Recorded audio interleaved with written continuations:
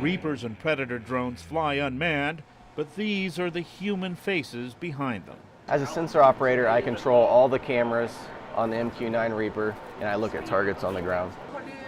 U.S. Air Force Staff Sergeant Jeremiah, identified by his first name only for security reasons, is responsible for pointing his Reaper's cameras and making sure it hits the right targets. They look like images on video game screens, but this is real and personal. During long hours at a console like this one, even as drone pilots prepare to fire, they are reminded their targets are people. We see anything from going to the grocery store to washing their laundry outside. We'll watch them wake up in the morning. We can almost, after watching a compound for so many days, weeks, months, we'll actually be able to set our watch to when they're going to wake up in the morning, what time they're more than likely going to leave that compound.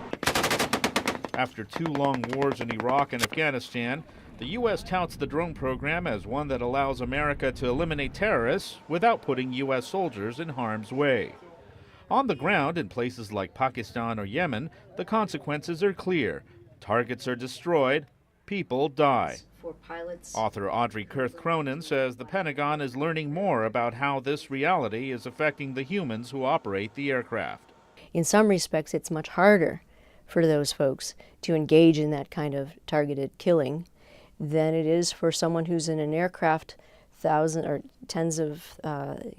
of feet above the ground. New U.S. military studies find high incidence of post-traumatic stress disorder, anxiety, alcohol abuse, and suicide attempts among drone operators.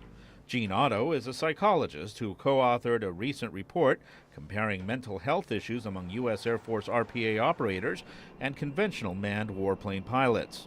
One might think that because, again, RPA pilots are not physically deployed to combat and they're not in physical harm's way, they may carry less of a mental health risk than manned aircraft pilots. And we found that was not so.